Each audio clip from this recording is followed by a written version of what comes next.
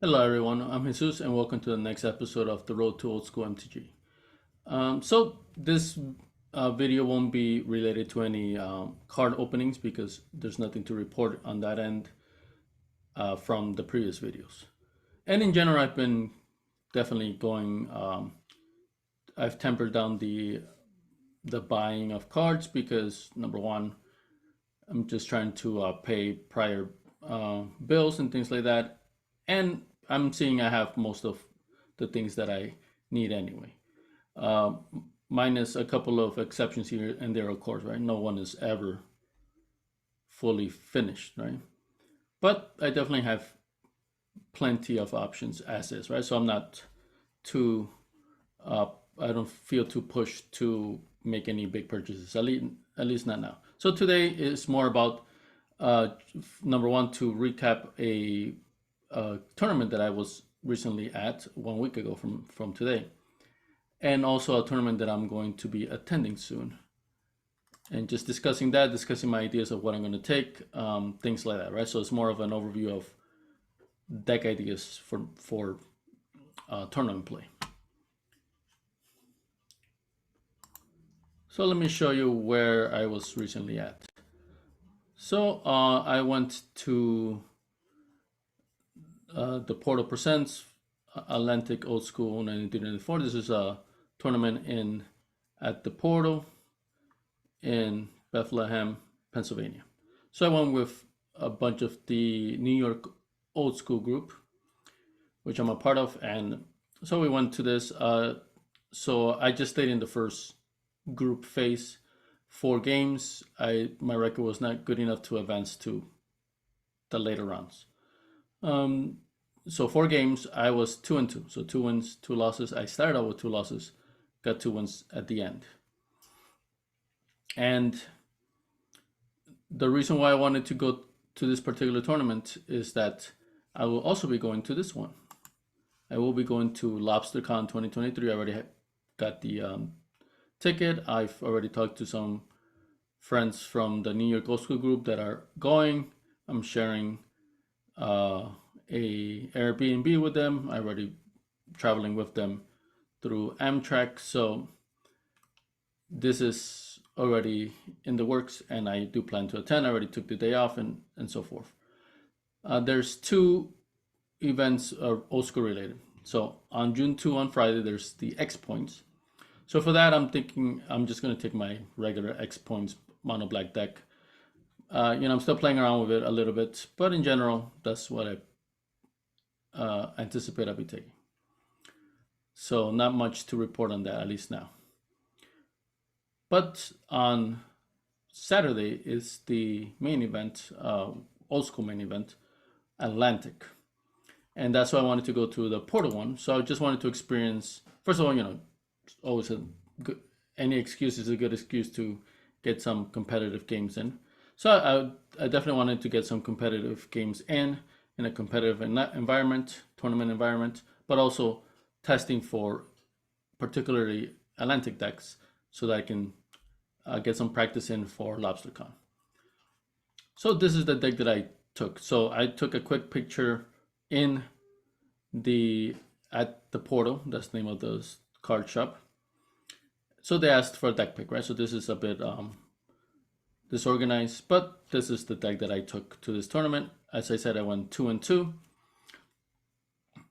So I'll talk about what I have here, what I plan to change, and actually I have a good plan of what this is going to turn into. First of all, as is, this is a Bantamgeddon deck, so Bantamgeddon with Bantamgeddons with Armageddon's balance is similar. There's a similar effect. But the Bantam part is adding blue for certain Ifrits and also blue power.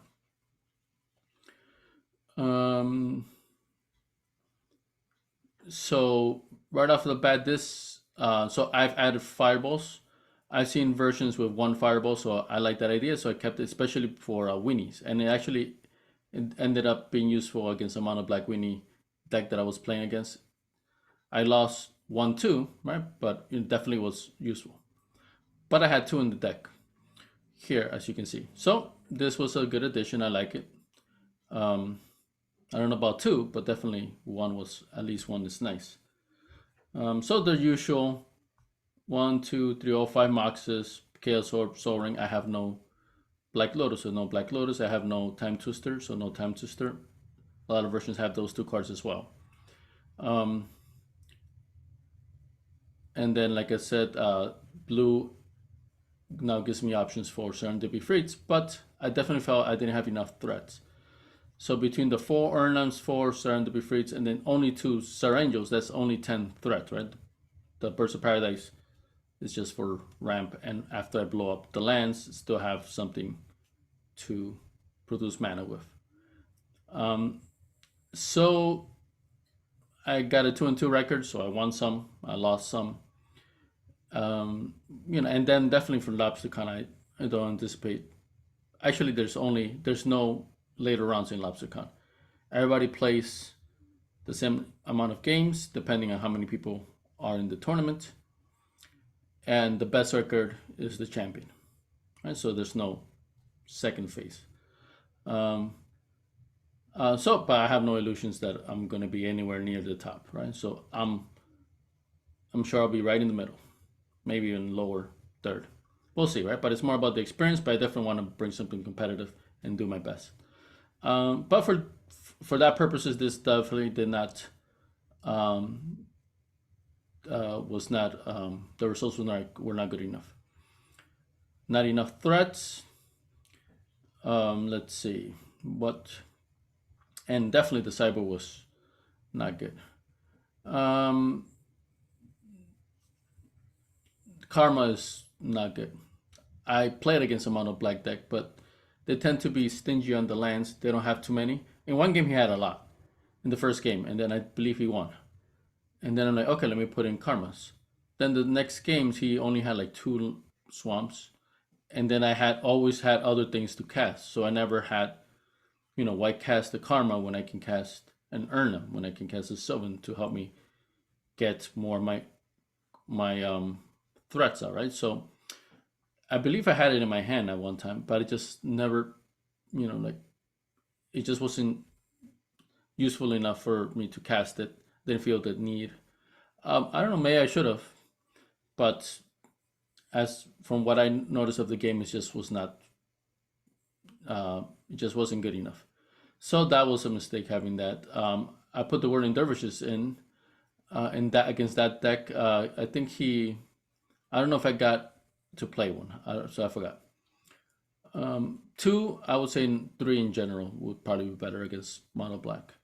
But I'm pretty sure I may have had it in my hand, but I also felt I was not good with my mana base. The games that I lost, I felt hurt on mana. I didn't have enough of it to cast the Ernie, or not the right color. Maybe I didn't have any way to produce blue, and I had certain Ifrits in my hand, right? So definitely felt that just the mana base was not where it needed to be. So for the mana base, I had 3 each of the tropical islands, savanna, and tundra, right? And then 4 city of brasses. The only non-colored mana producers are the 4 Mishra's factories. So that was a big issue. Just I didn't have enough, either enough or the right amount of manas. Let's see how many. 3, 6, 9, 17, and then 19. So honestly, 19 lands is decent, right? But only 13 mana producing, colored producing lands. 3, 6, 9, and then 4 city brasses. 13, 6 colorless producing lands. So yeah, if I didn't have a bird, or the birds are always easy prey, they get destroyed very quickly. So when I had it, definitely was useful always, but it didn't last long. And then if I didn't get that the correct mana color, so it was just the mana base was hurtful. And then when I sideboarded and stuff, I felt like it was not productive enough, right? So definitely, I like the deck. I will be taking this version of this kind of deck, but not this particular build.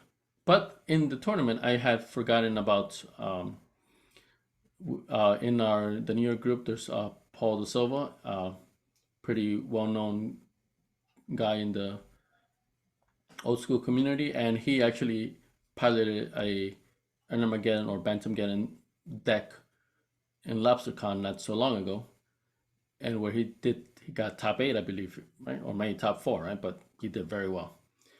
And actually, I had known about that already. But just I forgot about it, and I never delved any deeper in terms of talking to him or getting a deck list from him. So then after that, so during the tournament, a guy I lost to remind me of that fact. Like I'm like, oh yeah. So Paul was kind enough to send me his deck list, and so I'll be using basically his minus. I don't have a Black Lotus or a Time Twister, but all the other components I have even in the sideboard. So basically this version from mine is the differences. Lands are, if I believe, are similar. I just don't want to show his actual deck pick that he showed me. I don't want to show something does not belong to me. But I can at least discuss some of the things in it. Right? It's no big secret. So he does not have his version is way more aggressive. So he has the same amount of 4 Erlams, 4 Serendips, 2 Ceros as well, if I'm not mistaken. But he also has 4 Savannah Lions and 4 Argothian Pixies. So and he mentioned that gives a very nice even mana ramp. So 4 1 mana threats, 4 2 mana threats, 4 3 mana threats, 4 4 mana threats, but only 2 5 mana, right? Because you don't want to necessarily have a Syringe in your opening hand, or at least more than one, right? One is fine. Having 2, that's a little trickier, because not that Syringes are bad or anything, they're great, but if you have 2 in your opening hands, that's maybe 2 lands you don't have in your, or a Mox in a land you don't have, right? So I definitely like his progression of ramp in terms of the threats. So he has 8 more threats than I do, and early threats, right? So from the very beginning, he gets in that early damage in. So that's a big difference. He has no birds because he's adding those threats instead. Let's see. I believe he has no Swords to Plowshares, right? Because you need to get rid of 8 things. So the birds replace the Savannah Lions, and the plows replace the Argothian Pixies, right? That's 8 right there. And then, as I said, I have no Black Lotus or Time Twister. Other than that, all the other cards here are, for the most part, the same. I think he has maybe 4 disenchants, and like I said, no swords. Right, so here and there, I don't know if he has a fireball or not. Like I said, I don't want to just make a side-to-side comparison, because I don't want to use his actual picture, right? But in general, these are the differences, and definitely there's a little bit of a difference in the mana base. But it is similar, right? So I think he has a full playset of 4. Like I said, I'll check it out. But it's similar, but his version is, of course, tested. He's done well with it. So I will be, other than 2 cards, I'll be basically using his, unless I feel I need to replace anything. I don't think he has a Braingeyser in it. So, but little things like that.